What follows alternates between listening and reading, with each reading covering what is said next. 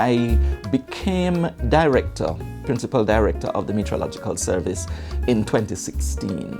And there were a couple of systems that moved kind of close to Jamaica. One of them was Tropical Storm Earl. I needed to have taken a decision to warn the public about the imminent threat.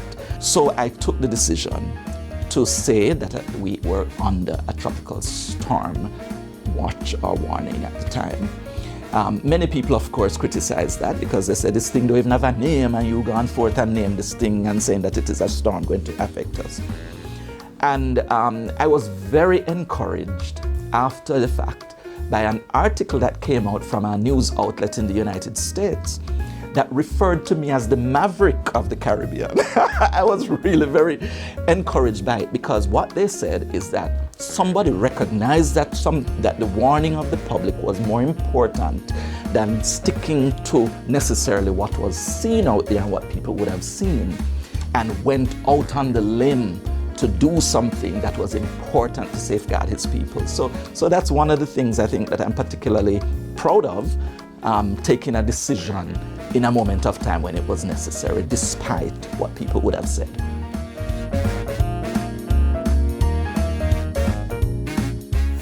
Throughout my career, I've always had an up-to-date dictionary in my office. So for instance, we talk about rain, but we also talk about showers.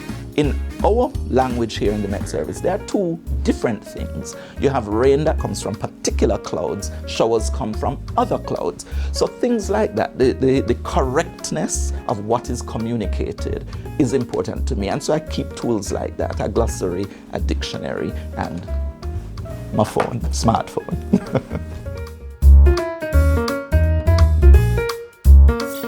Doing severe weather forecasting and being the person who was considered the focal point for severe weather and hurricane activity, I was very excited about this visit of the hurricane hunters. I considered to be almost like an icon, the director of the Hurricane Center at the time, and something that they gave me is this license plate that says "Be Hurricane Prepared." It was signed by a couple of the operatives at the National Hurricane Center, including Max Mayfield himself.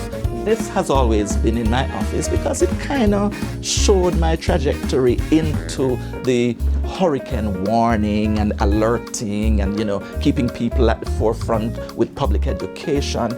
So that little license plate signaling that they pass through is something that is very special to me.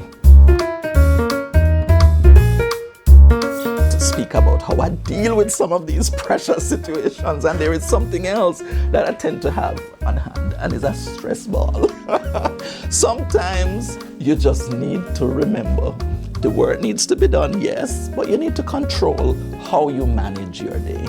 I have a family, I have other engagements that are outside of the workplace, but at the same time, while I am here, I must give 100% to the work that is before me. And sometimes it can get very stressful. It's not just a hurricane that can bring stress inside here. I have over 60 members of staff. I have to maintain, my control of the situation. So a stress ball is a useful tool for leaders, just, kind of allowing the humanity to deal with what is out there.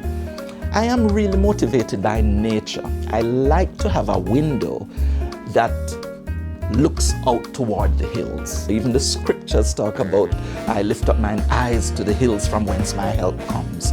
And so I have a window that sometimes when I open it, when I need a little inspiration, if I'm on the phone and I need a decision to be made, I walk a lot while I'm talking. And so looking out at the hills is always something that inspires me, just being able to look up and see where my help comes from. I think that is something that inspires and motivates me on a day-to-day basis.